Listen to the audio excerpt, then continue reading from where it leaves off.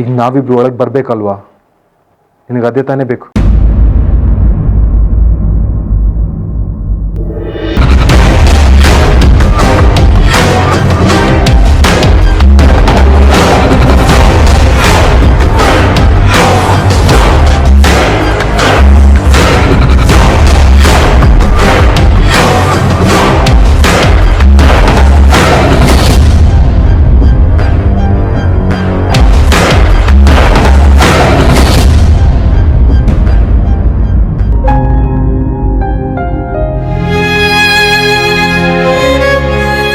ಯಾರಾದ್ರೂ ನೀರು ತಗೊಂಬನ್ನಿ ಬೇಗ.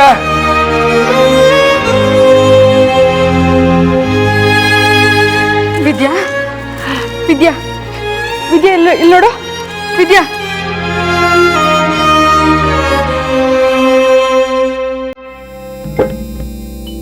ವಿದ್ಯಾ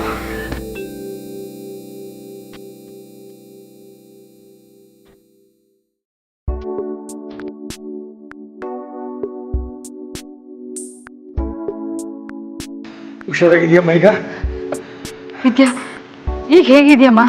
ಚೆನ್ನಾಗಿದೆಯಾ ತಾನೆ? ಏನಾಗ್ತಿದೆ ನಿನ್ಗೆ? ಅದು ಸರಿ, ಬಾ ಸ್ವಲ್ಪ ಹೊತ್ತು ರೆಸ್ಟ್ ಮಾಡು ಬಾ. ಇಲ್ಲ, ನನಗೇನೂ ಆಗಿಲ್ಲ, ನಾನು ಚೆನ್ನಾಗೇ ಇದ್ದೀನಿ. ಸತ್ಯ, ಸ್ವಲ್ಪ ಸಮಾಧಾನ ಆಯ್ತಮ್ಮ. ಇನ್ನು ಒಂದೇ ಒಂದು ಶಾಸ್ತ್ರ ಇದೆ, ಅದನ್ನು ಇವತ್ತೇ ಮಾಡಿ ಮುಗಿಸ್ಬಿಡೋಣ. ವಿದ್ಯಾ, ಹೋಗಿ ನಂದು ದೊಡ್ಡ ರೇಷ್ಮೆ ಸೀರೆ ಇದೆ, ಅದನ್ನು ಉಟ್ಕೊಂಡು ದೇವ್ರ ಮನೆ ಹತ್ರ ಬಾ ಅಮ್ಮ. ಅರುಂಧತಿ, ಹೋಗು, ಅವಳಿಗೆ ಆ ಸೀರೆ ಉಡಿಸ್ ಕರ್ಕೊಂಡು ಬಾ. ಸರಿಮ್ಮ, ಬಾ.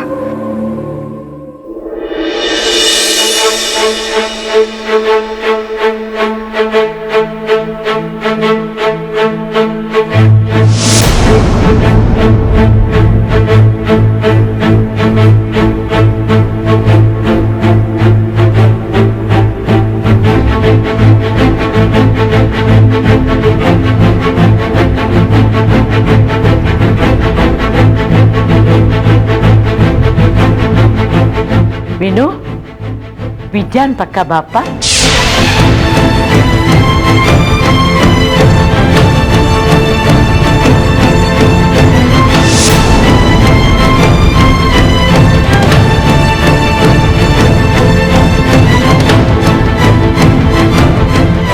ಬಾಮ್ಮ ವಿದ್ಯಾ, ಈ ಮನೆಗೆ ಬರೋ ಪ್ರತಿಯೊಬ್ಬ ಸೊಸೆನೂ ಮಾಡಬೇಕಾದಂಥ ಮೊದಲನೇ ಕೆಲಸ ಒಂದಿದೆ. ಕುಂಕುಮದ ನೀರಿನಲ್ಲಿ ಎರಡೂ ಕೈಗಳನ್ನ ಅದ್ದಿ ಅದನ್ನು ಗೋಡೆಗೆ ಗಟ್ಟಿಯಾಗಿ ಒತ್ತಿ ಹಿಡಿಬೇಕು.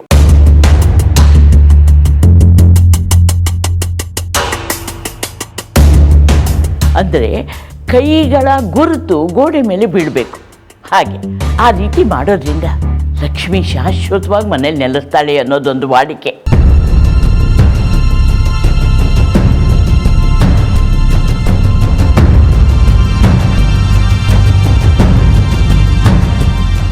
ಈ ಕ್ಷಣದಿಂದ ಹಿಂದೆ ನಡೆದ ಎಲ್ಲ ಕಹಿ ಘಟನೆಗಳನ್ನು ನಾವೆಲ್ಲರೂ ಮರ್ತು ಬಿಡೋಣ.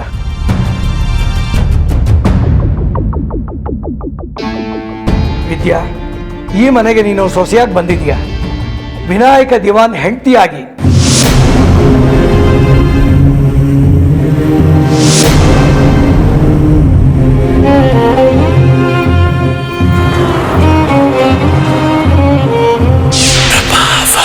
ಇನ್ನು ಮುಂದೆ ನೀನು ವಿದ್ಯಾ ವಿನಾಯಕ್ ದಿವಾನ್.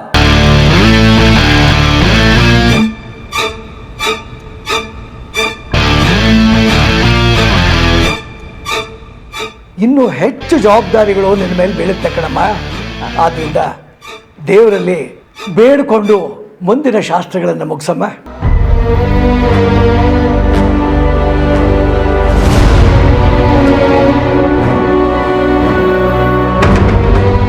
ಹೋಗಮ್ಮ ಹೋಗಮ್ಮ.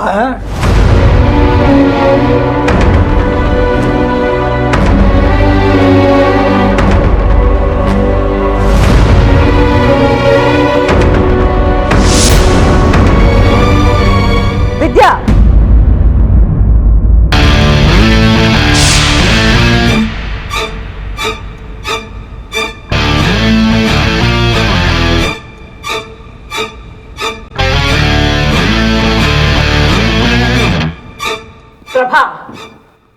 ಯಾಕೆ ವಿದ್ಯಾ ಅಂತ ಕರೆದೆ? ಈ ಮನೆಗೆ ನಾನ್ ಮಾತ್ರ ಸೊಸೆ.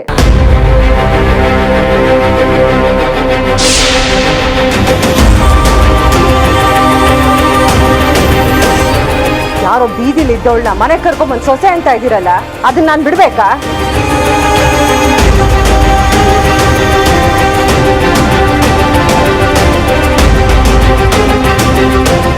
ಪ್ರಭಾ, ಅನಂತ್, ತಡಿಬೇಡಿ ನನ್ನ. ಅರುಂಧತಿ ಅಪಶಕುನಗಳು ಮನೆ ಎಲ್ಲ ಹಾಳು ಮಾಡ್ತಾ ಇದೆ.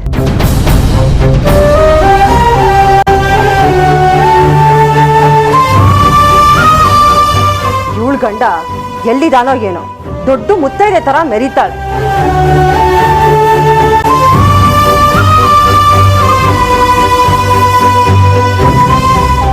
ಇವಳು ಆರತಿ ಮಾಡೋದಂತೆ, ಇನ್ನು ಇವಳು ಬೀದಿಲಿ ಎಲ್ಲೋ ಬಿದ್ದಿದ್ದವಳನ್ನ ಅನುಕಂಪ ತೋರಿಸಿ ಮನೆ ಕರ್ಕೊಂಬಂದವಳು ನಾನು.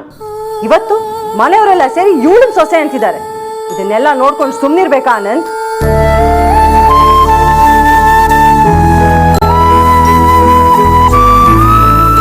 ಇವಳಿಗೇನ್ ಯೋಗ್ಯತೆ ಇದೆ ಅಂತ ನನ್ನ ಸಮ್ಮಕ್ಕೂ ಇವಳು ನೀ ಮನೆ ಸೊಸೆ ಅಂತ ಕರಿತಾ ಇದ್ದೀರಾ?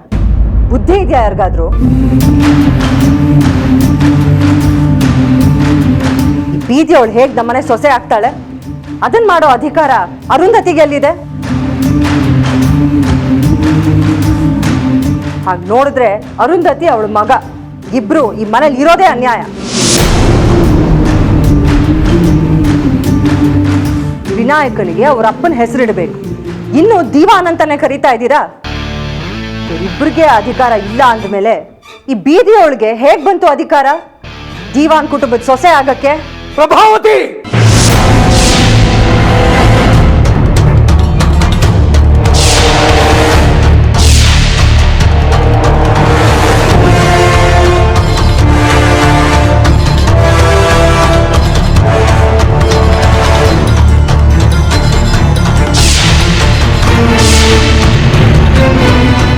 ಸಾಕು, ನಿಲ್ಲಿಸ್ತೀಯ?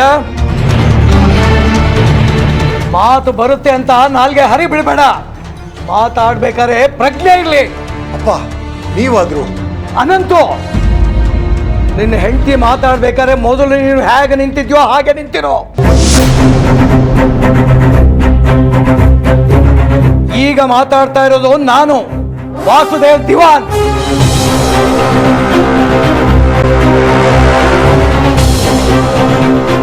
ಇದುವರೆಗೂ ನಾನು ಎಲ್ಲ ಮಾತುಕೊಂಡು ಕೇಳ್ಕೊಂಡು ಸುಮ್ಮನಿದ್ದೆ. ಆದರೆ ಈಗ ನನ್ನ ಮಗಳು ಅರುಂಧತಿ ಇರೋದ್ರ ಬಗ್ಗೆ ಮಾತು ಬರ್ತಿದೆ. ಅದನ್ನು ಕೇಳ್ಕೊಂಡು ನಾನು ಸುಮ್ಮನೆ ಇರೋದಕ್ಕಾಗೋದಿಲ್ಲ.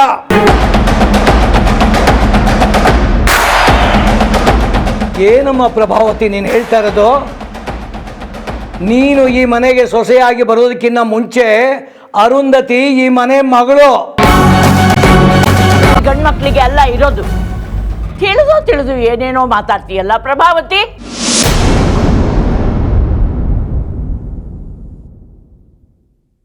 ಇನ್ನು ವಿದ್ಯೆನ ಬಗ್ಗೆ ನೀನು ಮಾತಾಡ್ತಾ ಇದೀಯಾ. ಅವಳನ್ನ ನೀನು ಕರ್ಕೊಂಬಂದಿರೋಳೆ. ಆದರೆ ನಮ್ಮೆಲ್ಲರ ಮನಸ್ಸನ್ನು ಗೆದ್ದಿರೋ ಕೂಸದು.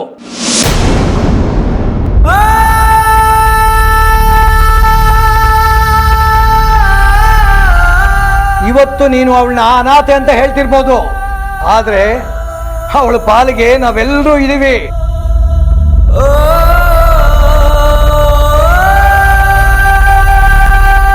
ವಿದ್ಯೆಯನ್ನ ಅನ್ನೋದಕ್ಕೂ ಮುಂಚೆ ನೀನು ಸ್ವಲ್ಪ ಯೋಚನೆ ಮಾಡು.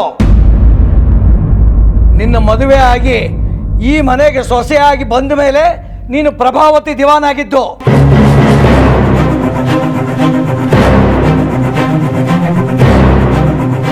ಅದಕ್ಕೂ ಮುಂಚೆ ನಿನ್ನ ವಂಶದ ಹೆಸರು ಹೇಳು ನೋಡೋಣ ಸ್ವಲ್ಪ.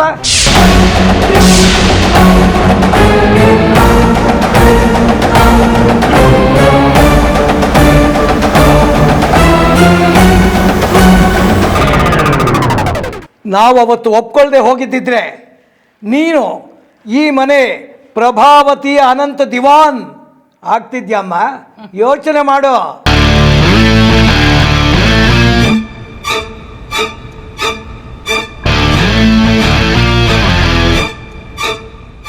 ವಿದ್ಯಾ ಈಗ ಈ ಮನೆ ಸೊಸೆ, ವಿನಾಯಕ ದಿವಾನ್ ಅವರ ಹೆಂಡತಿ.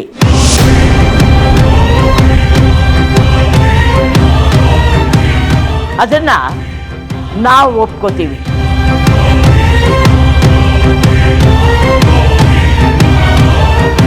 ವಿದ್ಯಾ ದಿವಾನ್ ಈ ಮನೆ ಸೊಸೆ ಆದಮೇಲೆ ನಿನಗೆಷ್ಟು ಹಕ್ಕಿದೆಯೋ ಅವಳಿಗೂ ಅಷ್ಟೇ ಹಕ್ಕಿದೆ. ಪ್ರಶ್ನೆ ಮಾಡಬಾರ್ದು ಅದನ್ನ ನೀನು, ತಪ್ಪಾಗುತ್ತೆ.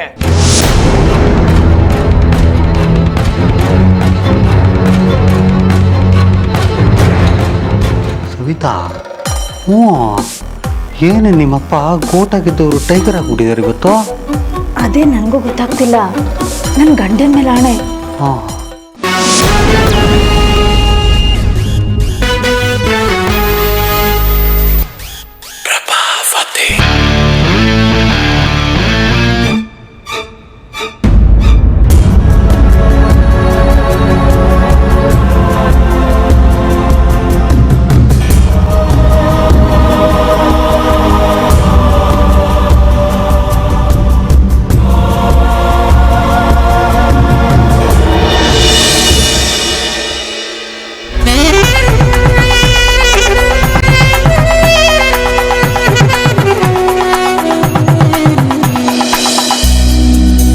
ವಿದ್ಯಾ, ಇದೆರಡೂ ಕೈಗಳನ್ನ ಇದ್ರಲ್ಲದ್ದಮ್ಮ.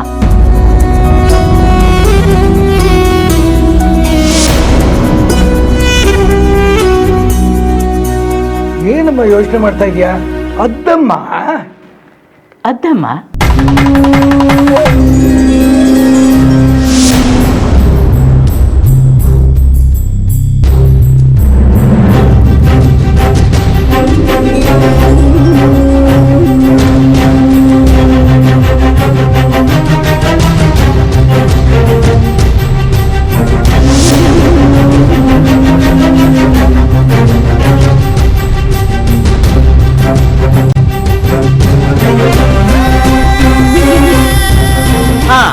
ಈಗ ಎರಡೂ ಕೈಗಳನ್ನ ಅಲ್ಲಿ ದೇವರ ಮನೆ ಗೋಡೆ ಮೇಲೆ ಗಟ್ಟಿಯಾಗಿ ಒತ್ತಬೇಕು, ಗುರ್ತು ಬೀಳೋ ಹಾಗೆ. ಆಮೇಲೆ ಬೇಕಾದ್ರೆ ಕೈ ತೊಳ್ಕೊ.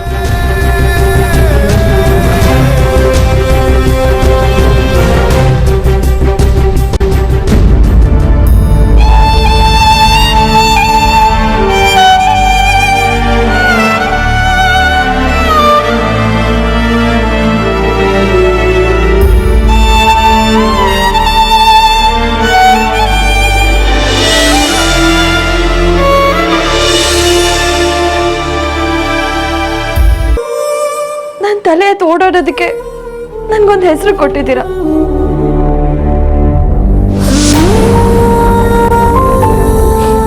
ಕುಟುಂಬದ ಪ್ರೀತಿ ಕೊಟ್ಟಿದ್ದೀರಾ. ಆದ್ರೆ ಈಗ ಎಲ್ಲ ಸರಸರ ಅಂತ ಆಗೋಯ್ತು.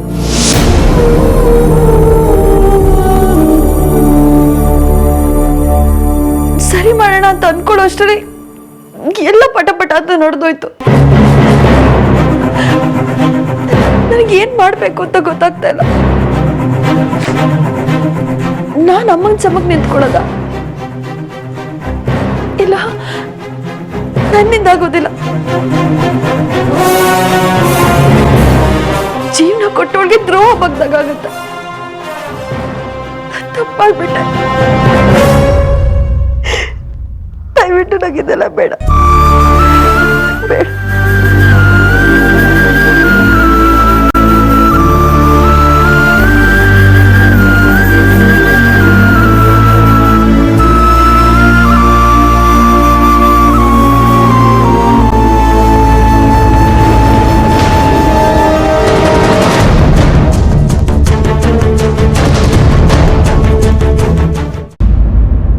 ನನ್ನ ಬಿಟ್ಟು ನಾನಿದ್ ಮಾಡೋದಿಲ್ಲ, ಯಾವುದೇ ಕಾರಣಕ್ಕೂ ಮಾಡೋದಿಲ್ಲ.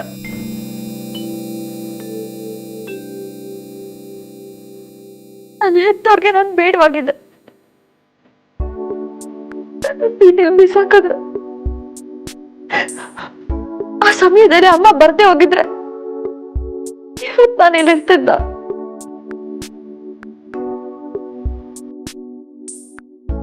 ಯೋಚನೆ ಮಾಡಿ, ಏನೇ ಆಗ್ಲಿ ನನಗಮ್ಮ ಮುಖ್ಯ.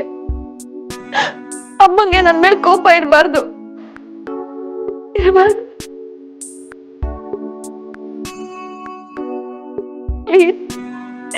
ಪ್ಲೀಸ್ ನನ್ನ ಅರ್ಥ ಮಾಡ್ಕೊಳ್ಳಿ, ನನ್ನನ್ನೊಬ್ಬಳೆ ಬಿಟ್ಬಿಡಿ ಪ್ಲೀಸ್.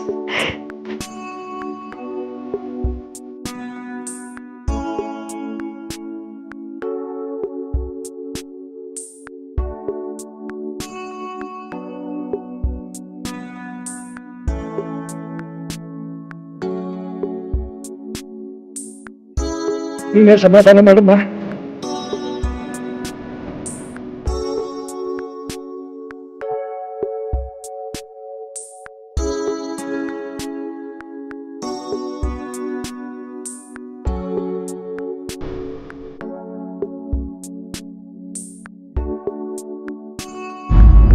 ಅಮ್ಮ ಬಾ.